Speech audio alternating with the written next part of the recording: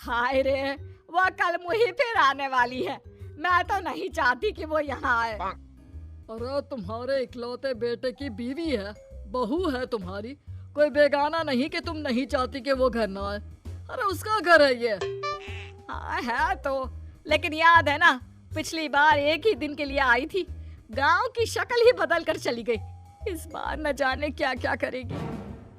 कलावती अपनी बहू रमा के गांव आने से परेशान थी। अरे शहर की लड़की है, गांव आकर क्या कमाल करती है देखिए। रमा रेलवे स्टेशन पर। हाय रे, गांव की जमीन पर पैर रखते ही गोबर की बदबू आने लगी है। कैसी बात कर रही हो? इसी महक को सूंघ सूंघ कर तो मैं बड़ा हुआ हूँ। हाँ, तभी तुम्हारे परफ्यूम का खर्चा इतना ज्यादा है। पति को रमा की बात बिल्कुल अच्छी नहीं लगती। अब कोई आया है क्या रिसीव करने? कोई क्यों आएगा, मेरा गांव है, गली गली की पहचान है मुझे। चलो आगे से टांगा कर लेते हैं। No no no no, last time मेरी कमर लचक गई थी, मैं तो पैदल ही ठीक हूँ। भाई मैं तो टांगे पर ही जाऊंगा, वैसे भी शहर में टांगा कहाँ मिलता है। पति टांगा बुलाकर उसमें बैठकर चला जाता है। अरे वाह, हाय रे मेरा बेटा। पर बेटा इतना दुबला क्यों हो गया तू? बेटा बहू नहीं आई क्या? अच्छा ही तो है ना नहीं आई, आती तो बस अपनी शेखी झाड़ती रहती शहर की सारी। मुझसे नहीं होता, अभी आती तो कहती। बस तभी बहू की आवाज जोर से आती है। हाय रे, मेरे पैरों में मट्टी लग गई है। क्यों नहीं सरकार को बोलकर आप लोग सड़कें पक्की करवा लेते हैं? छी छी छी छी। कोई तो मेरे पैर में पानी डाल दो। अरे ये कहां से आ गई? मैंने तो सोचा था मेरा बेटा अकेला आया है। लेकिन जैसे ही सास की नजर बहू पर पड़ती है तो वो उसके कपड़े देखकर जोर से चिल्लाती है। अरे ये क्या पहन कर आ गई यहाँ? पता भी है कि कहाँ है वो? अरे कैसी लड़की है, बेटा शहर ही छोड़ देता इसे तो। हाँ हाँ, मुझे भी शौक नहीं है इस मिट्टी में पैर मारने का। अरे जा जाकर साफ हो जा और खाना बना ले। माँ जी, अभी अभी चली आ रही हूँ, आज तो खाना आप बना लेती। हाय रे, मैं बना लेती? कहीं की महारानी है क्या तू? जा जाकर काम कर। शहर की होगी अपनी, मेरे गांव में मेरी चलती है। हाँ जा। बहू जाकर नहा धोकर किचन में पैर रखती ही है कि जोर से चिल्लाती है। अरे वो गैस चूल्हा कहाँ गया? और सिलेंडर भी नहीं दिख रहा। माँ जी, मेरे पापा ने गैस इसलिए तो दिया था कि मुझे ये मिट्टी वाले चूल्हे में ना खटना पड़े। आपने वो भी हटा दिया क्या? हाँ, क्योंकि गैस का रेट पता है क्या चल रहा है? लकड़ी फ्री की होती है। अरे जा जाकर चूल्हा सुलगाकर खाना बना जल्दी से। अरे जाना, माँ की मदद कर दे आज के लिए। हाँ हाँ, बीवी का गुलाम। सास बहू एक किचन में। सर से पल्ला क्या तेरी नानी आएगी लेने? शादी को 2 साल हो गए, लेकिन लड़की बनी घूम रही है, ना बिंदी ना सिंदूर। अरे लगाया तो है सिंदूर, ये देखिए। बहू पल्ला गिराकर सास को सिंदूर दिखाती है। अब मेरे साज श्रृंगार पर चर्चा हो चुकी हो तो चलिए खाना भी बना ले। आप तो सुबह से ठूस रही होंगी, हम लोग तो अभी अभी आए ना सफर करके। उधर बाहर बेटा और पिता आपस में बात कर रहे थे। क्या है पापा, माँ को कुछ तो समझाइए, कैसी रहती है वो मीरा के साथ? अरे अभी तो शादी हुई है, प्रोफेशनल लड़की है, वो काम ना करे तो हम लोगों का घर ना चले। देख बेटा, तू ये सास बहू के बीच में ना बोले तो ही अच्छा होगा।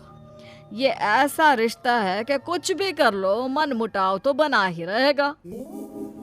हाँ वो तो है पापा, लेकिन चलिए देखते हैं। शाम को मीरा स्कर्ट पहनकर आती है। हे सासू माँ, मैं जरा बाहर जा रही हूँ। पास में वो जो मौसी रहती है ना, जो शहर से आई थी अपने पति के इलाज के लिए, उन्होंने घर बुलाया है। कौन वो विमला मौसी? अरे ना ना, उनके घर ना जाना। उनके घर मौसाजी नहीं रहे हैं, 2 हफ्ते पहले ही देहांत हो गया उनका। ऊपर से तू ये फराक पहन कर चली जाएगी। अरे ना बाबा ना। ओहो, फिर तो जाना ही चाहिए, आप भी चलिए ना। ना ना, तेरे जैसे कार्टून के साथ तो मैं कहीं ना जाऊं। बहू मॉडर्न कपड़ों में गांव की मौसी के घर जाती है, जहां सभी घर वाले उसे देखने लगते हैं। अरे ये क्या हो गया? कौन आया है जो सारे ऐसे देख रहा है? माँ कोई कबूतरी सी लग रही है, देख तो। मौसी के सामने बहू को देखकर वो उसे पकड़कर रोने लगती है। हाय रे बहू, क्या बताए, तेरे मौसा जी नहीं रहे। शहर में तेरे घर पर रहकर मैंने उनका इलाज करवाया, लेकिन मैं बचा नहीं पाई उनको।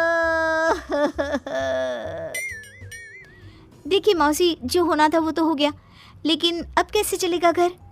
तभी एक सरकारी आदमी उनके घर आता है। ये विमला देवी कौन है? मैं ही हूँ। कौन है, कहाँ से आए हैं आप? मैं आपके पति के दफ्तर से आया हूँ। ये कागज में आपके साइन लेने हैं, जरा जल्दी कर दीजिए।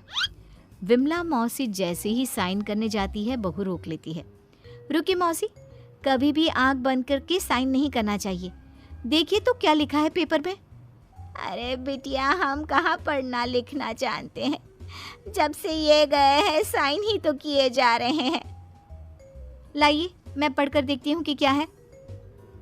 देखिए मैडम, ये इन लोगों के घर का मामला है। आप ना ही बोले तो ठीक है, इसमें कोई गलत बात थोड़ी ना लिखी है। अरे हम चोर नहीं, सरकारी लोग हैं। जाने दे बहू, कुछ गलत नहीं होगा। अरे पर पेपर पढ़ने में कितना वक्त लगता है, और अगर कुछ गलत नहीं है तो आपको परेशानी क्या है? बहू पेपर छीन कर पढ़ लेती है और फिर, मौसी इस पे साफ साफ लिखा है कि मौसा जी की जो नौकरी थी, जो आपके बड़े बेटे को मिलनी है, उसे आप अपनी खुशी से इस आदमी को देने को तैयार हैं। हाय रे, ये तो अनर्थ हो रहा था। अब ये जाएगा पुलिस के हवाले। पुलिस आदमी को ले जाती है। तब तक घर के बाहर भीड़ लग जाती है। सास, ससुर और पति भी वहां आ जाते हैं। मुझे तो लग रहा है कि बहू शहर से गांव जैसे मेरे लिए ही आई है। अरे भला हो बच्ची का जो मेरा घर बर्बाद होने से बचा लिया। कमला दीदी, भगवान ऐसी बहू सबको दे। अरे और क्या, इसीलिए तो मैंने पढ़ी लिखी बहू चुनी अपने बेटे के लिए। चूल्हा चौका तो सभी कर लेते हैं, लेकिन उसके साथ ही लड़की का पढ़ा लिखा होना बहुत जरूरी है। चल बहू, घर चलते हैं, रात के खाने की तैयारी भी तो करनी है ना।